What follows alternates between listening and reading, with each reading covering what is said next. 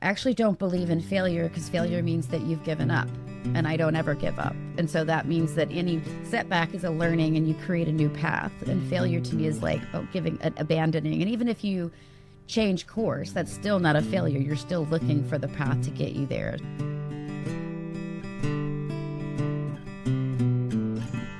Welcome, everybody, to Look Both Ways, where we explore real stories of women who built remarkable careers all while raising children. When I launched this podcast a few months ago, I made a wish list of guests, and Tammy was at the very top. There are good leaders and there are great ones. The leaders who stay human as they rise. They give credit where credit is due. They lift each other up. They lift others up and create space for people to grow. That is Tammy. With an underdog mentality, a sharp wit, and an incredible presence, she is the real deal. On paper, Tammy Soares is an executive, human-centered technologist and the current president of Launch by NTT Data.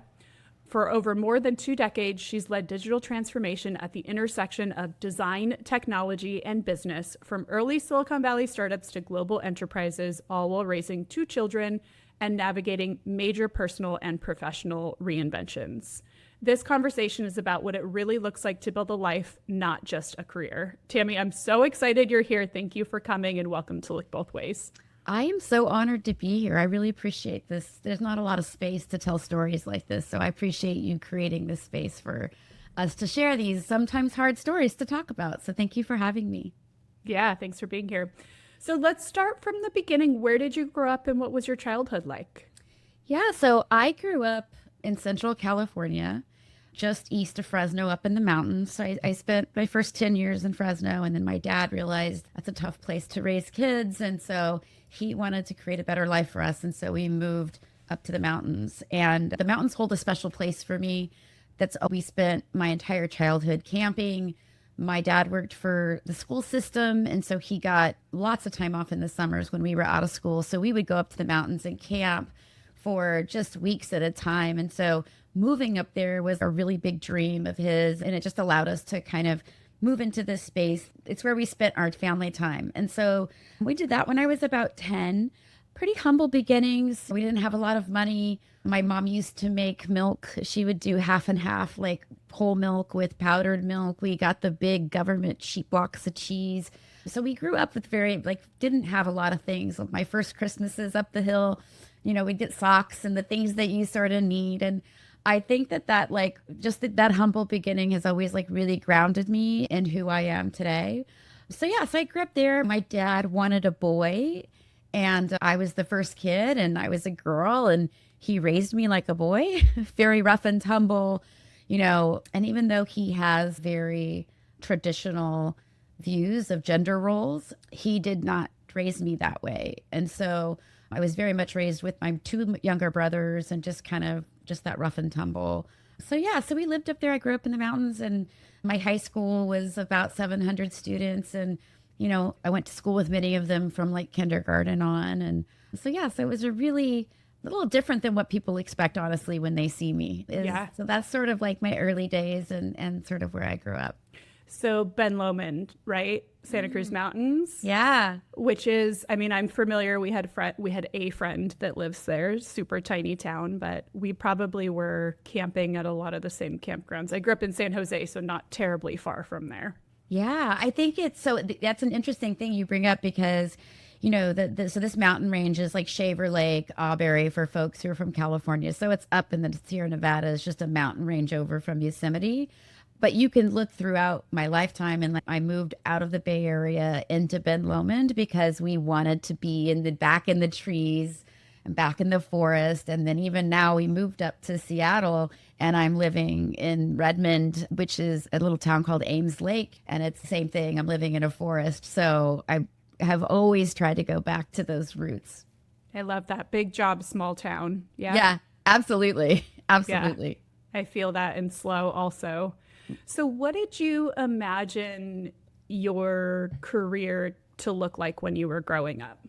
Oh, so I love kids. And so I wanted to be an elementary school teacher. I just knew from an early age that I was going to be a kindergarten teacher. And so that's what I was going to be. And when I was going to school, college has always been a tough thing for me to talk about because I didn't finish. but I had been going to like junior college and was taking ECE, like early childhood education units. And so, yeah, so I was going to be an elementary school teacher. That was always the plan. And then I was living in Silicon Valley and I was working full time and going to school full time. And I got a job offer to be employee number 3 of a startup called Career Mosaic. And it was going to pay a lot more than a teacher, sadly. And I thought, well, I'm going to give this a shot. And I stopped going to school and had always planned on going back and, shortcut. I didn't go back. That's sort of how I pivoted from always wanting to be an elementary school teacher and then pivoted to Silicon Valley life. I love that. Just so you know, Tammy, I put you in the same category as Steve Jobs. Like, oh, stop. Wildly successful, but didn't go to college. Like, you are the poster child for what you can achieve without going the traditional path. Like, that is literally the category I put you in. Thank you. I wish I had Steve Jobs kind of money to go with it. But no, I think, it's funny. My husband is very into academia. He went to school, got a double major in business and finance and accounting, got a CPA, went to the Big Four, did everything, all those things you're supposed to do. And so I remember when I stopped going, he was like, well, you're going to have to go back. And I think I was like, 22 at the time. You're going to have to go back. And I was like, it's fine. I'll go back at some point. And fast forward to when I got my job at Accenture and running the West Market unit for Accenture Song, he looked at me and he goes, I guess you don't have to go back. And I was like, yes, I'm validated. Oh my gosh, it took that long because that was not too many years ago, which is so funny. It was 2017. Yeah, it was a long time of like, you're going to hit a spot at some point where you're going to be required to have a degree. And so that's when he was like, but I have to say, there is a funny story about that. When I got the job offer and it was great. And they said, okay, well, to formally bring you into the company, you need to fill out this application. And so I had to go online and fill out this proper job application with all the fields. And your college degree and your college education was like a required field. There was no NA. There was no and so I called the recruiter that I'd been working with and I said, hey, I'm filling out this form and I didn't finish school, so I don't know what to put. And it was like crickets. And like in my head, I was like, oh my gosh, Matt is right. Like he was right. I hit the ceiling. Yeah. And he goes, I'll call you right back. And I said, okay. And those were like the longest 10 minutes because I'm sitting there going like, wow, I'm not going to get this dream job. I was right all along. I'm not good enough. That terrible imposter syndrome voice in your head. Called me back 10 minutes later. He's like, we don't care. Just put in fake dates and we'll move on. And I was like, oh, whew, I did it. I love that. Finally check that off the list. Mm-hmm. So elementary school teachers in my head, I am not one clearly, but elementary school teachers in my head have summers off.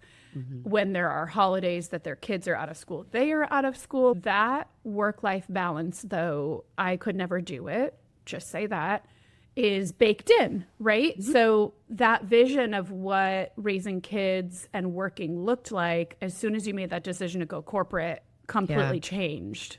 Yeah. What was that like? What's funny that you said that because I didn't really think about it that way. I think when I was growing up, I saw that it worked out for my dad. And so I was thinking about it that way. Like I did picture how much time I got to spend with him. He had spring breaks off. He had winter breaks off. And he was in maintenance and he was a bus driver, but he still could take some time off. And I think that really did influence like my decision. My dream was like, you know, when I graduated from high school, I was going to get married. I was going to have babies. Like, even though my dad said I didn't have to do that, like I was always the little girl with the dolls and the strollers, and like motherhood was like a really, like it was a core part. Like my mom influenced me in that way. That was going to be a core part of my identity. And honestly, when you say that, at that time, I was 22. I didn't have kids. I wasn't married yet.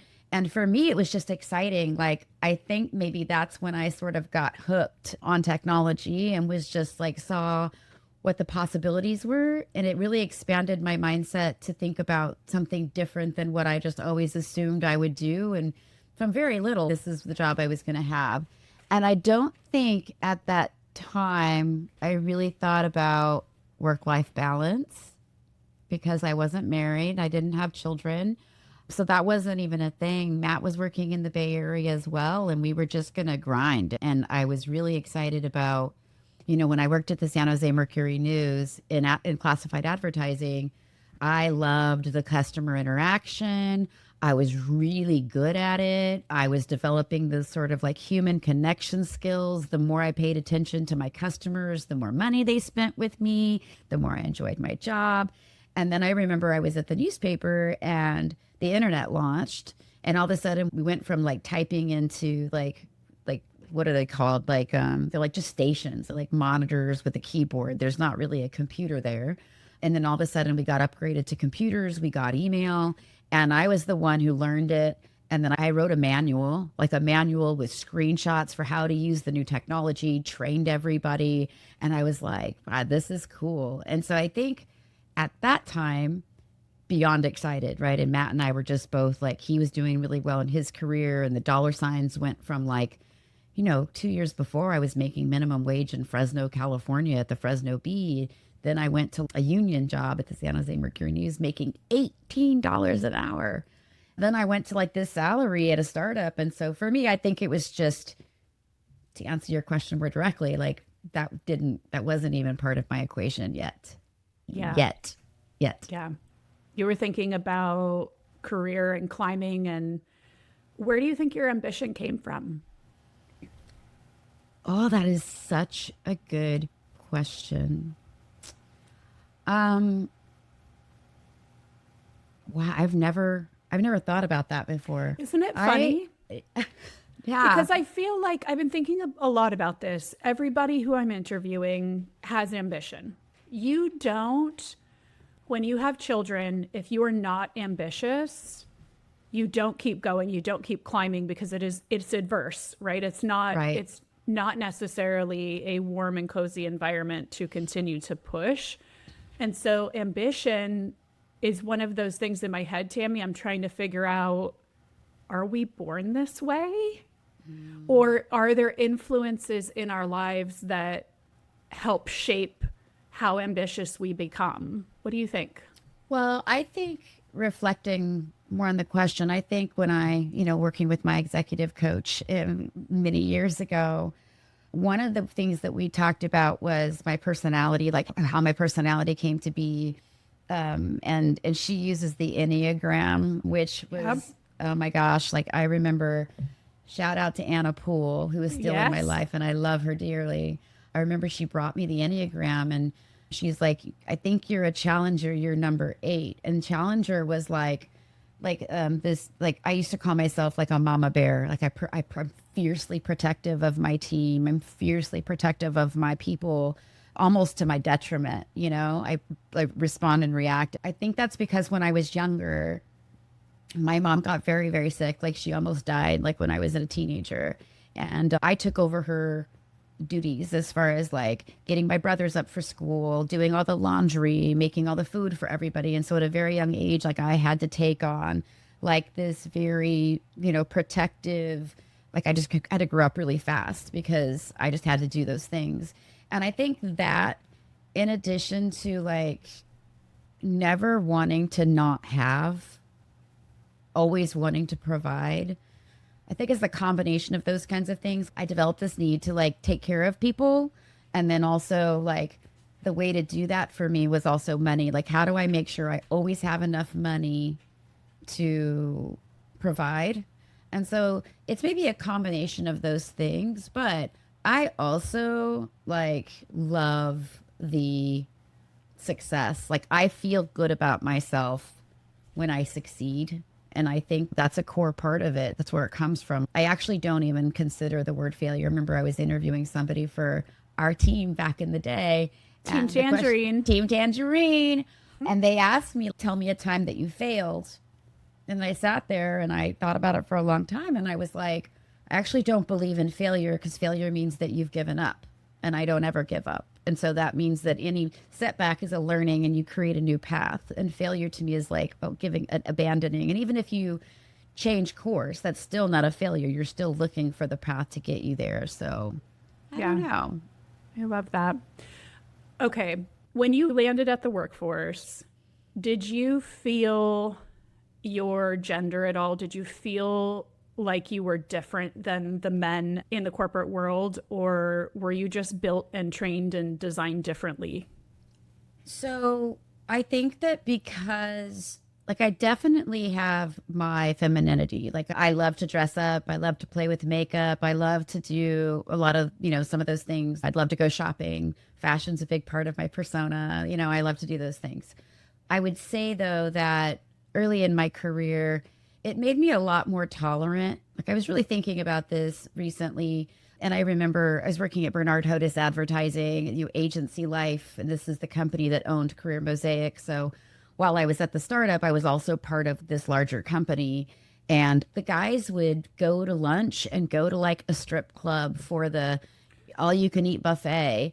And it just didn't even bother me. I was just like, whatever. And I think it's because I was raised with boys, like growing up hunting with my brothers, hanging out with my dad more than my mom, even. It just acclimated me to that sort of like, what we would consider like super inappropriate. But it didn't bother me because I grew up in that sort of environment where men and boys would be boys and it's just boys being boys. And, I did notice, I think one of the VPs that worked there, and again, I'm like 23, 24 years old, and one of the VPs would always stare at my chest, like when he was talking to me, like his eyes are literally looking at my boobs. And I remember one time I snapped my fingers in front of my boobs where he was looking, and I said, "Hey, my eyes are up here." And like, he was shocked and horrified, and he never did it again. But I wasn't mad. I thought it was funny. And somebody recently, Patrick Dahl, shout out to Patrick from Career Mosaic, and Level and Rosetta, we've worked together a long time. He told that story. He's like, "I still can't believe you did that." So I didn't think about it that way. And I remember when I got promoted to president of Rosetta, the number of women who came up to me. And so this is like 2014, right? Yeah. I'm old now. I'm an old lady. I'm an old lady.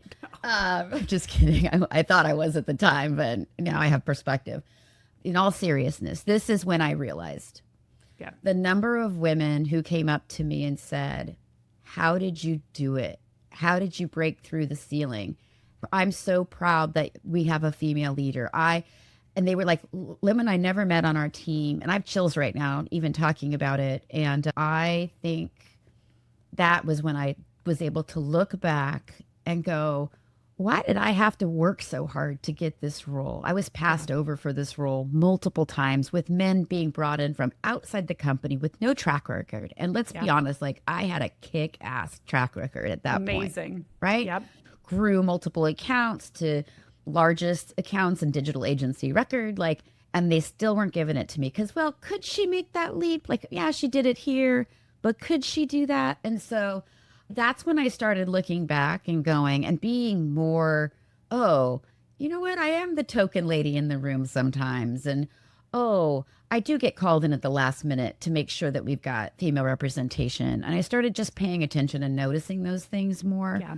And so I would say early I didn't. And so it just sort of, it changed the way that I approach things. I just figured I got to work harder. I just worked hard. I worked my ass off and was like, at some point, someone's going to notice that I can do these jobs and they're going to give them to me. Wrong, by the way. I had to ask for that job. Yeah, if I remember right, the rumor was, because all the women were watching, we were all like, she is going to go get that position. She damn well deserved it. But you had to climb the mountain, stand on top, and say, now is the time, is at least what we were all speculating was happening. Yeah. No, I went in and I said, this latest guy is running us into the ground. Yeah. And hopefully he doesn't listen to this podcast. I doubt he will. He probably won't. But he's, and I'm like, I've got to be better than this, guys. And I had to say it out loud. Like I actually had to say, I want it. And Tom Adamski, God rest his soul, was at the tail end of his journey with cancer. And I still have the picture that he sent me. And he was like, you're going to get the shot. Like he helped me get to that spot. And at that time, he was the global CEO of Razorfish Global. And he made it happen. But I mean, that was also a strong lesson in, Men do that all the time. And men Yeah. ask for what they think they deserve, even when they don't deserve it. Yeah. They do it. And so that was also my first moment of like, if you want something, then you're gonna have to ask for it. Yeah, I love that it took you that long in your career, Tammy, to feel it. And I feel like what I'm hearing you say is you just decided you weren't going to be other. You were just going to be part of the gang. And, you know, my eyes are up here is a good example of don't mess with me. Like I'm here and I'm worthy. And it's been such an inspiration to cross paths with you in that way. Hmm. Where were you in your career journey when you got pregnant with Sam? Okay. So I want to give a quick shout out before Sam to Matt. So Matt and I have been married for eons. We were high school sweethearts. We've been together since we were 17 years old. Our first kiss was at a high school dance after one of those football games. Like it's an amazing, like, oh, I couldn't do what I do without him. So Matt and I got married in 1997, and we decided we'd wait a full year to try and get pregnant. And it's funny because like I'm so lucky and so blessed that I think I literally had Sam 9 months after my 1 year anniversary. So it worked. Like went off the pill, started trying, and had Sam. So I had Sam in May of 1999, and I was at Career Mosaic, and I at that time had grown from employee number 3 to being the director of a laundry list of things: customer service, operations, production, client services. I think the only thing I didn't have actually was sales, because it's, one of those things in startup life where you take on as much as there's no ceiling there. However hard you work, however much you can take on, you do take on. And so it allows you to learn a lot of things. So it was 1997, 26 years old, had an office, and yeah, had Sam. I love that. And what was your plan when you had Sam? Was it to keep working? Was it to take a break? What was your Yeah. plan? Oh no, there's not going to be a break. So I was on bed rest with Sam. I actually went into preterm labor at like 32 weeks. And so they put me on bed rest. And it's funny because there's no laptops at that time. Right? And so my company sent me home with an iMac, a turquoise iMac. The big square. Yes. Oh my gosh. Yes. I can remember the ad still with like the big circles of all the different colors. Oh, I felt so cool. Oh so my cool. gosh, I felt so Yeah. cool. And so picture me bed rest with a laptop and on my side table on my bed, and I'm still working. I'm still working through, which is good because it's really boring to be on bed rest, by the way. Yeah. So Matt and I knew we were going to send Sam to daycare, and you know how we are in California. I went back to work 6 weeks after I had Sam, but because it's Silicon Valley, because I was in a startup, because I had a lot more flexibility, and so Sam came to work with me. Sam came to work with me at a pack and play, like in my office. I nursed him. He was in the office with me, and he stayed there until I'm going to say he was probably around 3 months old, because that's sort of when they start getting a little more mobile. They're not quite sleeping all the time, right? And so it was around 12 weeks that we knew we needed to put him into daycare, which was, as anyone who's done, is one of the hardest things to do. And so we were both in the Silicon Valley. And so what we did, we were just talking about this the other day. He took the early shift and I took the late shift, just so Sam could be in daycare 40 hours a week, because we were both working more than 40 hours a week. And so Matt would go into work at 7. I would take Sam into daycare at 9. I would work until 7. Matt would get off at 5, go pick up Sam, so that Sam would be in daycare 9 to 5. But what that means is I got mornings and Matt got evenings. And so my days were pumping. I invested in a really solid pump, which that's the best money you can spend, ladies, if you're going to work and nurse. It's funny, like if you imagine I'm 27 years old, and I'm an old lady at this time. There's lots of 21-year-olds working for me in the Valley, and the freezer's packed with like the little plastic bags of frozen breast milk or frozen milk to like take home and let Sam take home to take to the daycare and everything. So it was pretty funny. I do a really funny story about that. Please. I have my own office, as I said, and it had 2 doors: a connecting door to my SVP that I worked for, and then a door out to the main area. And they're always closed. There's no locks, but they were closed when I was pumping. And so one day, our executive vice president, who ran a big part of HOTUS, Bernard HOTUS, and he was, leading our team. And so he comes bursting in as I've got, picture this, right? Blouse up, both boobs connected, like the milk, like I've got milk coming down. Yeah. And he's like, oh my God. And he like slams the door and he's like, why don't you lock it? I'm like, there's no lock. We're shouting at each other through the door. There's no lock. And I'm laughing. Like I don't care. It doesn't bother me. The next time he came home from a business trip, he took the hanger that you put on your office, your hotel room door that says like, do not disturb, need to sleep. And he comes marching into my office and he's like, you put this on from now on when you're pumping.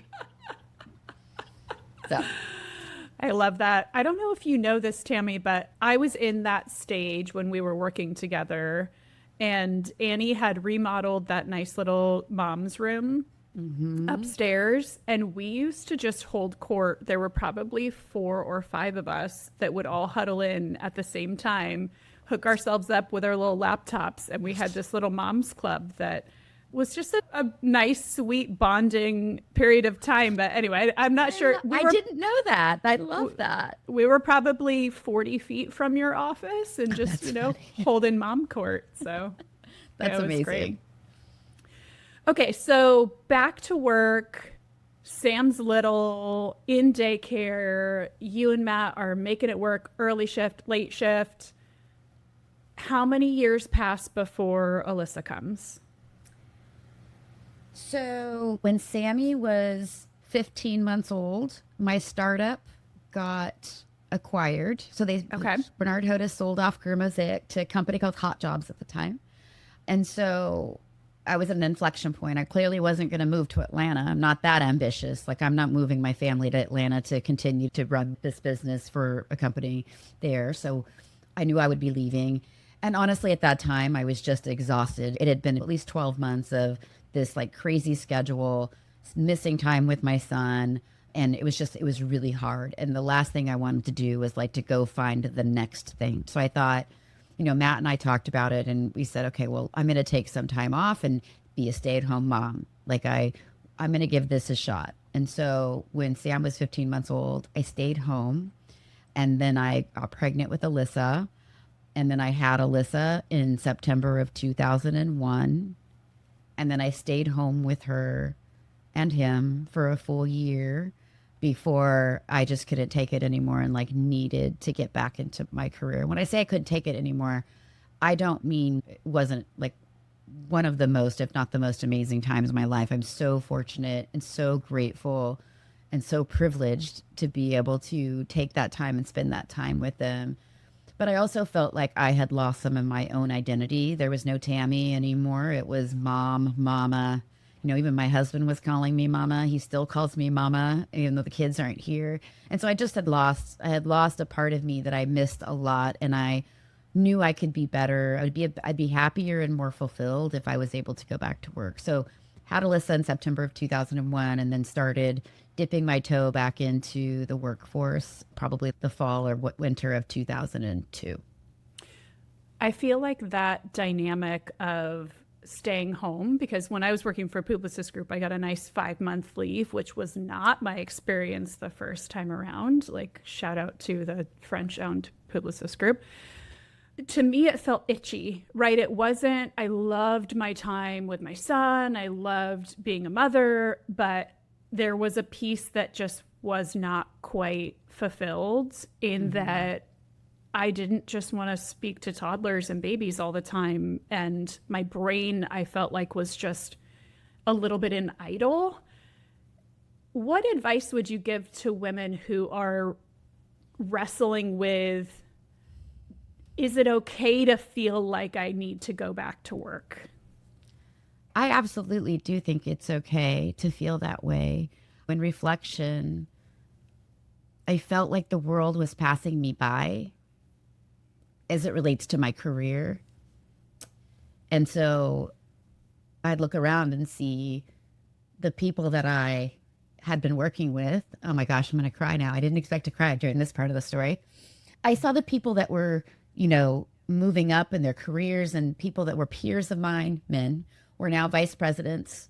They'd moved on, like they're running these huge accounts. And so for me, like part of the itchiness was like, I'm being left behind. And if I don't do something soon, like I'm going to have ruined that part of my, the career side of things.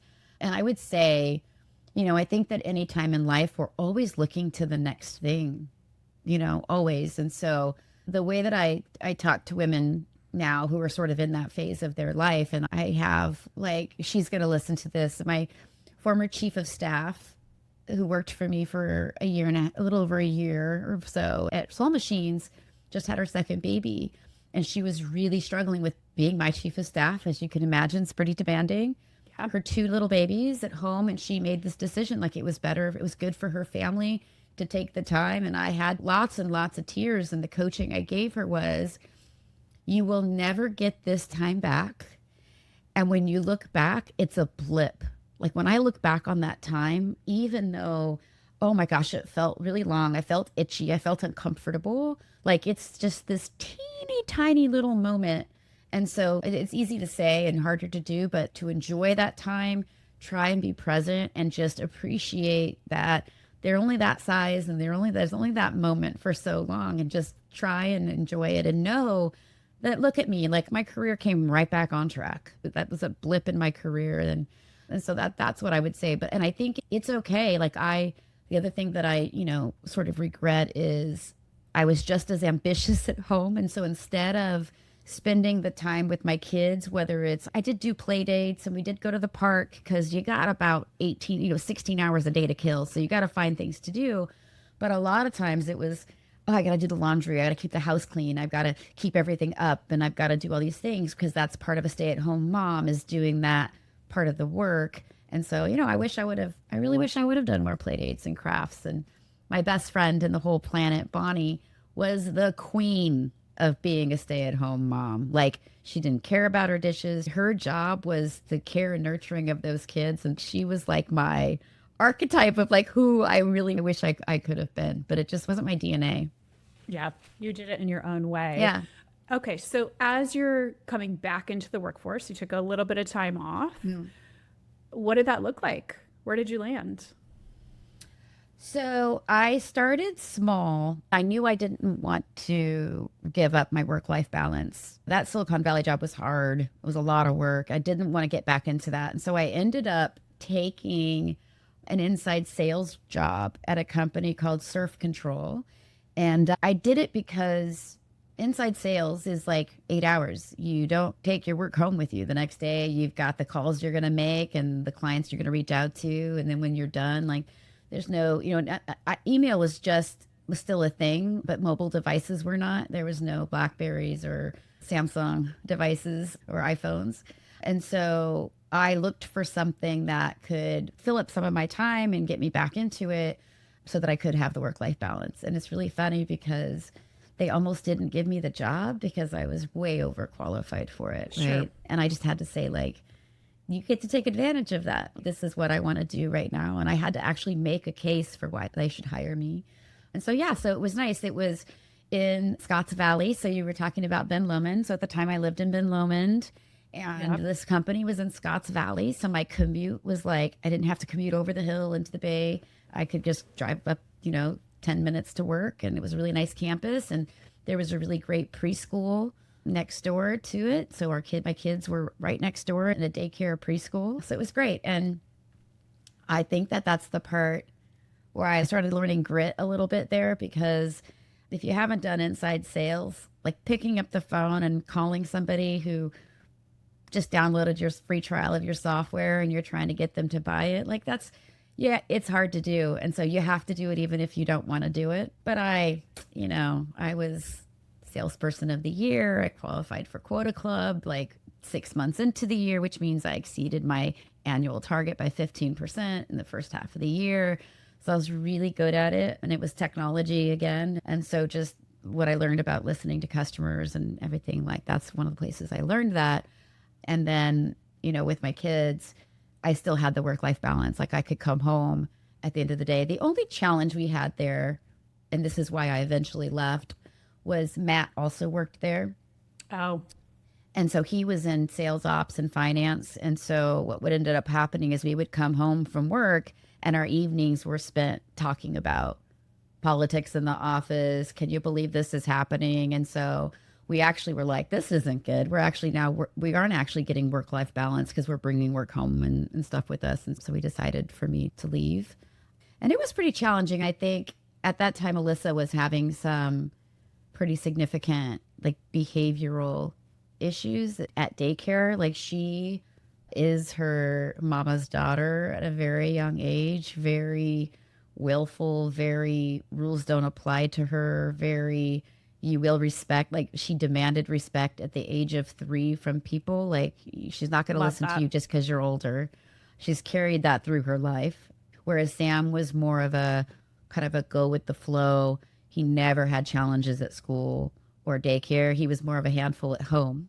So his rebellion was more of a an at home situation, but hers was at daycare and school. And so that was pretty challenging. We actually had to move her a couple of times to find a place that, and it was amazing. It was this little church that was down the street from our house. And that's where she ended up. And she just had this older woman who had the patience and didn't want to break her and wanted to like help her just come into that space for herself. And she just started flourishing at that point. So again, putting it in perspective of being a working mom, you know, that was really hard. Like it was really hard to drop your child off in a situation where you're getting all this terrible feedback when you pick them up at the end of the day and how difficult and challenging it was. And then just hearing her stories later when she was old enough to say what happened to her there was pretty, you know, I talk a lot about mom guilt. Like talk about mom guilt when you hear that your daughter is being held down or they're holding her down in chairs while she's, you know, having whatever emotional reaction. And it was pretty challenging. My goodness. So you got Alyssa in a better situation and you got out. So you and Matt weren't working for the same company anymore. I feel like somebody like you, Tammy, lands in a normal job, right? You had to convince them to put you in a lower level job because you're just like, you just show up and you're brilliant.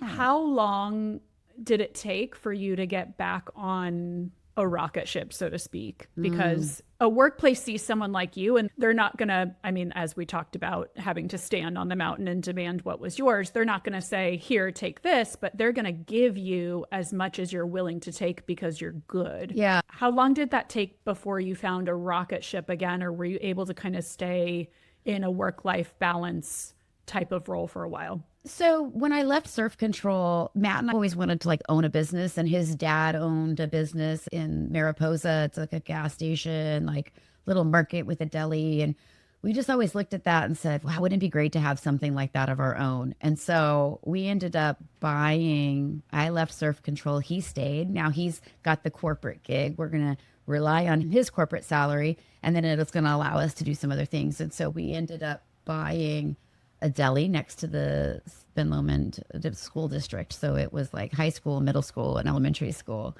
And that's when the pivot happened where I stopped having work-life balance. We opened at 6 a.m. And at this time, the kids are, you know, Alyssa's probably getting close to being in kindergarten or is in kindergarten, and Sam's in second grade. And I'm missing mornings entirely because I got to get to the deli to make whatever the cinnamon rolls. And we opened at 6. And so I'm there like starting at 4 o'clock in the morning. And then a parent would walk my kids from the school to the deli and drop them off. And then I would leave when I could. So probably around 4 o'clock or so. And so that's a 12-hour day. Yikes. And at that time, Matt would have like he had a global role. He was I remember one time he went to Australia for like 3 weeks during this time. And it was just like I had to have somebody come in and help me in the morning and so that I could go to the deli and a lot. And also it was 6 days a week. So it was Monday to Saturday. And so when I look back on that time, there was like a camping trip where we went camping on a Friday in the Ben Lomond Mountains. And I had to get up Saturday morning and leave the tent. They're in the little, you know, tent cabin that we've rented, and they're all warm and sleeping. And I load up and go get in the car and That's open hard. the deli. So like, that's when I started feeling like this is really hard, you know? And Oof. So I also realized pretty early that like food service life was not for me. There was still something, there was an itch, the itch of like, I miss technology. I don't think I miss corporate America, but I certainly missed like, I miss learning, like being in digital and being in technology is like this journey of learning and curiosity and creativity. And I used as much creativity as I could, with my deli, with menu items and branding. And, I was on MySpace and was building a MySpace presence for my kids who were coming into the deli and stuff. And so there was some of that, but I was definitely feeling, first of all, like, and it also to me wasn't worth the money. Like it wasn't like the deli's creating this nest egg for us. Like we were making payroll, we were paying for food, but it wasn't like the sacrifice was too much for the return. And that's when we decided to sell the deli. So back to the rocket ship question. Yeah. The deli was not the rocket ship. The rocket ship was, okay, this is AOL, AIM days. I can still hear the noises, Tammy. Yeah. And I was counting out my register drawer, and I was closing out my till for the day, and I was counting out my drawer, getting the deposit ready for the next day. And my AOL message thing pops up, AIM pops up, and it's Patrick Dahl, who was employee number 2 at Career Mosaic. I was employee number 3, and he was running client services at a company called The Level, and it was a digital agency in San Luis Obispo. And you made the comment earlier about small town, big job. Yeah. Matt went to school at Cal Poly. I went to Cuesta. We loved it in SLO. We always knew we wanted to go back. What a beautiful place to raise our children. So it's funny because the move to SLO was actually, let's slow down. Like, let's get out of the Silicon Valley life. Let's slow down. Patrick offered me this job of being a project manager on the BlackBerry account. And so I was going to be a PM. We knew it was like underscoped for me, but his strategy was, I've been out of technology for a little while. I didn't know the latest and greatest. And so what better place than a project manager to learn, like, back in professional services and agency life, to learn the technology. And when I say underscoped, I mean the level that I was brought in as a project manager, but also like I'm probably more on the client management, account management side. That's where I knew that I would do well. And so we left, and Matt continued to consult in the Bay Area for a little while. We moved to SLO. We moved the kids, picked our house in Arroyo Grande based on this teeny tiny little school that they were going to go to, one of the best schools in the area. And so we made the pivot, and that was the rocket ship because, 8 years later, I was the president of Rosetta. So Level was acquired by Rosetta. Rosetta was acquired by Publicis. And 8 years later, I was the president of Rosetta, 800-person digital agency spanning strategy to technology. And there's a lot of stories in that, but that was the rocket ship. Yeah. So the irony of moving to slow down. Yes. But again, it's like a Tammy Soares lands in your organization and you don't make her a PM for the rest of her life, right? You have so much potential in any role that they see someone like you and just keep giving you more. Yeah. Yeah. It was very quickly that I became then the account manager for BlackBerry. And for a little while, I was actually living in the Santa Cruz Mountains and working in downtown San Jose, where we had a little office there, and I was doing stuff in the Silicon Valley. And then eventually they had me I moved to SLO, and it was amazing. And I remember like walking into the account, and they said, you're either going to help us exit them because it's not going great. They actually are really unhappy with us. So to put it in perspective, we were hosting the BlackBerry servers, their global corporate site in 2008. Yeah. 35 global properties on a server in a closet in San Luis Obispo. Like pagers would go off when the site would go down, but when you would go to the site, it's a 404 error, right? There's no cloud. There's no Akamai. There's no, right? It's like those were the days. And so I remember walking into the account and I just said, I'm sorry, let's figure out how to make this work with the client. And it was just acknowledging that we had been messing stuff up. The reason agency life worked so well for me, and this is my first agency, right? This is the first time I've been on the agency side. The reason it worked so well for me is that I grew the accounts. And so BlackBerry grew from, I don't even know, $750,000 a year. When I moved off the account and moved to Samsung Mobile, it was like $36 million a year. And so account management is based on how much revenue you manage. And so I was ascending the career ladder, not because they were promoting me to do the next thing, but because, like, how could they not? Like, I can't be an account executive running a $36 million business. So I'm a Right. associate director, whatever I can't even remember what the levels are anymore. Yeah. And then when I moved from taking my relationship with BlackBerry over to my relationship with Samsung Mobile, with my clients leaving BlackBerry, you know, we all know what happened to BlackBerry. I moved over to Samsung Mobile, and it was the same thing. I sole sourced that. I reached out to the CMO and said, I'd love to work with you again. I don't think he was the CMO, but he reported the CMO. We started a small project, and, you know, when I left there, it was like, when I stopped running Samsung, it was about a $60 million account. And so that got me to managing partner. And I remember I had to make the case for managing. That was the first time I had to ask for something, and I had to write a deck for why I deserved to be managing partner, and I had to go through and present to the board and all these things to be managing partner. And so, yeah, so I think that's how it happened. That's why it was a rocket ship, because I grew these accounts like very quickly over time. In those situations, what I think we've both seen in our careers working for agencies is that sometimes if you grow them, they'll bring in somebody new and shiny to take them over. And I feel like, Tammy, what I observed in your career is that you owned the relationships. You were the person where failure was not an option, and your clients knew you would figure it out and you would have their back. And to me, bringing in a new shiny object to take over your work just wasn't an option, because the value was in the dynamic and the relationship and the trust that you had built with the clients, is at least what an outsider observed. Well, you were an insider. You were right there in it with me, lady. Those folks are still in my life, right? Like Colleen McDuffie, lady, I hope you're listening to this. I love her. We still keep in touch. She actually became my CMO eventually at Rosetta. Like, I hired my client to come work for me. And so there are some really amazing relationships. And I think that I do believe, and I remember I got into a big argument with the guy who ran the Apple account, which is hilarious that we had both Apple and Samsung and BlackBerry at one point. Yeah. Right. Same building. Yeah. Crazy. Same building, locked doors, Locked doors. on lockdown. But I would call my team family, and he would say, no, companies are not families. Like that's not how this works. And it's like, I still consider the people that I've worked with like part of my family. Like, I would do anything for anyone who asks that comes from that part of my life, for sure. And so I think it's that I deeply connect with people, and I do it genuinely. It's really hard to do in corporate America sometimes, like, because especially the more senior you get, you sort of have to make really difficult decisions. And I just handle them with grace and empathy as best that I can.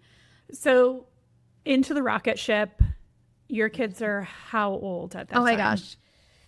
So 2008, Alyssa would have been 7 and Sam would have been 9. I have pictures. If you go look at Facebook, I've got pictures from when it's 11 p.m. and they're huddled up in Alex Mahernia's office because he had the big TV, and they're watching TV. They got their iPads. They're in it with me, you know? Yeah. And so I brought them in a lot. They got to enjoy the video games, and they have very fond memories, which I love now when I talk to them. But they would ride the scooters through the office. You know, we used to have the little scooters. They'd ride the scooters through the office, and they just felt like they were something, right? Because my mom works here. And so they were 7 and 9 at that time. This is when like the work-life balance started really getting not great, because not only did we have launches at 2:00 in the morning that we had to be in the office for. This is not remote work back then. Like you were in the office. And so 2 a.m. launches, you know, BlackBerry is in Waterloo, RIM is in Waterloo. And I spent a lot of time on the road in Waterloo. I know Alyssa went through a really difficult time when I would call home. If I talked to her, she would be just inconsolable. She'd just start crying and begging for me to come home. And after the call, she would just be inconsolable. And so Matt had to we just had to make the decision that when I called home, I wouldn't talk to her, because the impact to her if I wasn't talking to her, she was fine. She's just going about her day and her evening, and it was fine. So, here I am on the road, and I can't even speak to my 7, 8, 9-year-old daughter. That was pretty brutal. Yeah. How did you get through that season?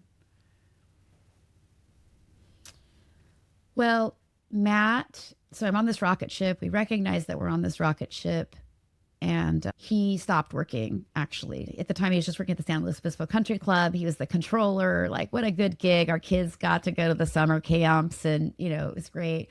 But he was really struggling. Like, I was on the road so much. He was having a hard time. The kids were in after school care till 6 o'clock. The same with me. Like, I'm picking them up at 6:07, getting the looks of daggers from the daycare people being like, "You're the worst mom on the, can you not? My kids are by themselves. Like, they're the only ones left with the backpack on." And I'm blowing in, "Oh, I'm so sorry. There was traffic." There wasn't traffic. I took a call, or I stayed late, or, all the excuses that you tell. And so anyway, Matt stopped working. And in my mind, we actually had a conversation about it and decided that that's what's going to happen. We've talked about it since then. He's like, "I don't know what you're talking about." There was no like conscious choice for me to do this, but conscious choice or not, he stopped working and he became the primary caregiver, which was awful. Okay, so what that looked like for me was when I came home from my 5 days in Waterloo, Canada, and the babies come in at night. Well, not babies, but they come in at night because they're sick or they got a fever or they don't feel good. They don't come to mama's side of the bed anymore. They go to daddy's side of the bed. When they want to go to a friend's house when I'm home, whether if I'm not on the road, they don't come and ask me for permission to go to a friend's house or to go do something. It was all him. And, that was really, really, really hard. And I remember, it wasn't until COVID hit. So now we're talking 2020. Yeah. I appreciate that time because both my kids came home. And I spent more time with them during those 3 months where we couldn't go anywhere. I couldn't be on the road. And it was so healing because I was like, that's not a time you normally have when your kids are 17 or 16 and 18 or 17 and 19, like to have them at home 24 hours a day, 7 days a week, and I'm not on the road. I really do cherish that time. It was kind of healing for me to like be able to get that. I don't know, grit, grind, putting one foot in front of the other, I think is how I got through it. Did it get easier when your kids were of a certain age? I don't think so. No.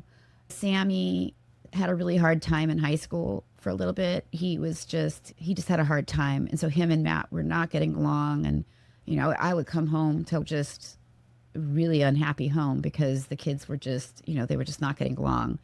And I wasn't there. And so, it was weird. Like I would end up almost being like the weekend mom, or I would want to avoid conflict. I would want to avoid fights because I would only get to see them for a certain amount of time. And so I ended up starting to do things that, let's go out to eat. Let's go do fun things. You know what I mean? Like it was kind of like I picture being divorced and having my kids on weekends. It sort of felt like that. Not the divorced part, but just I only get them couple days a week, so we got to make sure every day is magical. But you can't live your life like that. You got to be mom, and you can't make Matt be the only one who's making the rules and enforcing the rules and heavy choices. And then I think I had this weird idea that when they graduated from high school and went to college, like I did my job, I'm all done. And that was actually the hardest. It was the hardest because you can no longer like control. You don't really have control anyway, but sure, you can make choices. And even if they don't like the choices that you make, you can make choices. And so I think the reality of what it means for them to be off at school and maybe not making the best choices. I made a lot of emergency trips to Sonoma State with Sam his first year. He had some crazy stuff happening with roommates and things like that. And just to be away from him and on the road and traveling, that made it even harder because they're not underfoot. Matt's not watching them. They're out in the wild. And so, there were a lot of tears and a lot of how can I help and support you for both of them during that time. And I think you don't ever stop. Like now what I realize is you just don't ever stop being a mom. You don't ever stop trying to help them, trying to be supportive. And obviously you take all the things that you've learned and things like that into now. But, I'm fortunate now, like if I want to give anybody like light at the end of the tunnel, I'm very lucky. Both of them are, Sam is 26. He likes to remind me all the time that he's a grown ass man. Like when I try and slip him money or I try and Venmo him money, I'm like, you can't take the day off because they won't pay you. I'll pay your day's wages. He's like, okay, stop it, Mom. I'm a grown ass man. He says that to me a lot. That's fun. And then my daughter is, 24 and living in Eugene and going to beauty school, and she's happy and she's living her best life. And so I am feeling right now in this moment a very fulfilled mom whose kids are very successful and happy and doing the things that they're living their lives and they're doing great at it. So right now in this moment, feels pretty good. Yeah, I love that for you, Tammy. I know that we have talked transparently about mom guilt, and I think it riddles everybody, every mom in certain ways. How would your kids look back at their childhood? I think that's the beauty of them being adults now, is that both of them in their adulthood have said to me, like, what an amazing mom I was, and how supportive I was and continue to be. Oh my gosh, and it's just so healing to hear it. Even really recently, Matt and I decided, the kids were in their 20s and we were living in SLO and we wanted to move up here to Seattle or the Redmond area. We knew we wanted to move up here. And Sam was really well established and he is, living with his girlfriend and they're happy and living their best life. But Alyssa still wasn't quite in that space yet. And she had some stuff going on, and we gave her lots of time and we helped her find an apartment and we moved her out of the house because it was COVID again. So she's, 22 years old, and we're like, okay, it's time for you to, find your way. And we helped her find a place in Los Osos, and I left and I moved up here. And that was really, it just doesn't stop. Like the mom guilt is just an intense thing. And so, she told me recently just that she needed that. Everybody has a story, I guess, I'm sure about the impact of COVID on their children. I think whether they didn't get to experience their prom or they didn't get to have their high school graduation. Alyssa was a freshman in college. She had just moved out. She's living in sort of a dorm room situation and just figuring out how you do when you're 18 in your first year of school. And so what she has said to me since then is she needed that. She didn't have any of the emotions about it that I put on her. Like when I say put on her, like I imagine she felt like I had abandoned her. I imagine she felt like she was completely unsupported. And again, the reason I'm not talking about Sam is like I was only seeing him. He was living 4 hours away. I was still only seeing him once every few months. And so it didn't really change anything. But for her, like I moved her out and she's on her own. And so I guess what I would say is both of them now, Sam has said, boy, I was a tough kid, Mom. I love you so much. You were so great. And I was tough. And it helps me because that was really hard. Like those teenage years were really hard. They both see me as an amazing mom. I even have on my wall behind me, there's like can you see that right here? Okay, so that's a framed camera case for one of my big Samsung devices. And Alyssa decorated it for me with stickers. Like she blinged it up. And on one side it says, best mom ever. And on the other side it says, I love you. And so she made that for me, like in the heart of it, right? It's a giant Samsung cover. So it was when the tangerine days. So anyway, all of the guilt that I put on myself, all of that like has been removed. The guilt's not removed. However, both of my kids have said to me separately, you're an amazing mom. You were an amazing mom. You are an amazing mom. And so it just means everything. Yeah. I think it contextualizes that time through their eyes, right? I remember we were the family, because I always worked and Chris worked. We were the family that dropped off my oldest at 7:30 at pre-elementary school care. We're the last ones to pick up. We got the looks, right? She knew how to play all the games with the teachers because she was the only one there early and the only one there late. And in retrospect, she didn't think twice about it. No. It was just the reality. And I think, Tammy, the reason I ask the question is because we are so hard on ourselves as moms, and our kids are resilient and strong and don't see it that way at all. No, it's 100% true. It's absolutely true. And I think you can't go back and change it. And so rolling around with like, do I wish I could have done a few things differently? Sure. Did I need to be in Waterloo every week for 3 years? Probably not. As I've gotten older and I've sort of come more into my own of letting go of more of the mom guilt, letting go of the imposter syndrome, being who I am, almost exactly who I want to be all the time, whether at work or at home. And so you just sort of have, I feel like I'm in this space of having more wisdom. And I still have it, like, don't get me wrong, I still have all that shit, even imposter syndrome. I'm like, why would Jenna want to talk to me for an hour and a half on her podcast? Like, Oh and then my to hear you gosh. say these things about me, I'm like, oh my gosh. So, like, it's a real voice, but I feel like I have a bit more wisdom and I'm setting boundaries now. I say no to certain things. I say no to trips. I decide, I'm going to decide. And I do wish, because I didn't feel like I had that agency Yeah. throughout my career. I do wish, like I did, I had more leverage than I thought I could have done it. And I remember telling Matt so many times, Matt saying to me, like, you've got to slow down. You've got to take more time. You don't need to travel this much. And it's like, if I have the corporate executive job, I have to live the corporate executive life. And this is what it looks like. And even now I've got to be like, okay, I still do the thing where I sign up for too much stuff. And then I go through a month of like delivering on all my commitments, because I do deliver on my commitments You don't fail. and I don't fail. And so at the end of that, I'm exhausted and I'll take about a month of like, okay, I'm not going to do that again. My EA, shout out to Nancy Young. She's like, don't make me use my mom voice. She'll say to me like, okay, I'm about to use my mom voice. You are not going to go to Barcelona, to Lisbon, and to Milan over a 3-week period to go to all these things. Like, you need to pick one, right? Like, so I still do it to myself. I think that, like I said, in the wisdom, I just wish you can't go back and do it. But I'm going to say this to your audience because a lot of your audience is still in the thick of it. Like, you do have agency. We feel like we have to do everything all the time. We have to be the best performer at work or we're not going to get recognized. We have to be, everything has to be together at home or we're not doing our jobs. Our kids have to be healthy and happy all the time or we're not doing our jobs. And I think that that's not the case. Like, we get to decide. We get to decide. Take the time off work you want. Don't feel guilty about taking time off. If you've got PTO, take PTO. That's great advice. What would you tell yourself in your younger years, Tammy?